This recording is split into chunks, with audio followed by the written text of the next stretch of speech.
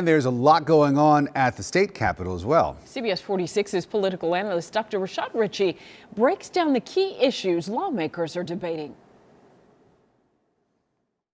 Lawmakers returned back to the Gold Dome for a political battle on Tuesday, just one day after celebrating the life and legacy of Dr. Martin Luther King Jr. At the Capitol, 3 items on the agenda for the entire week: moolah, dinero, and cheddar. Yep, it's all about the Benjamins. It's the state budgeting process, which for now is all-consuming. Passing a balanced budget is the only constitutionally required duty of the Georgia State Legislature. That's this week. Let me bring you into next week. Here's what's coming up.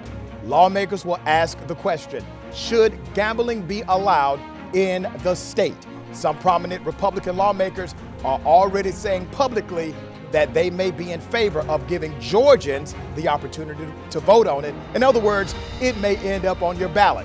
What are your thoughts? Also, the discussion on hate crimes legislation that promises to be a hot discussion. Prominent ministers are coming to Georgia. One prominent minister, Bishop Jackson of the AME Church, with over 500 churches in Georgia, will be at the Capitol next week with a lot of other preachers.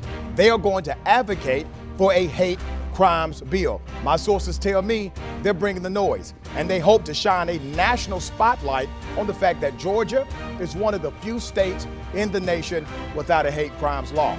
Georgia State Representative Billy Mitchell, longtime Democratic leader and the incoming president of the National Black Caucus of State Legislators, gave CBS 46 a direct quote.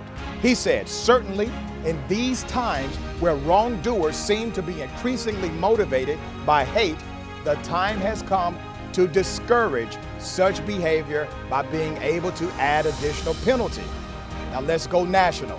Last week I told you that the first major battle in this presidential impeachment trial would be over witnesses. That battle continues today.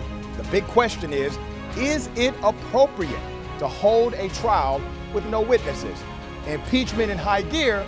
A recent poll still shows that in Georgia, 57% of voters say that the president's fate should be decided by voters in 2020, not an impeachment.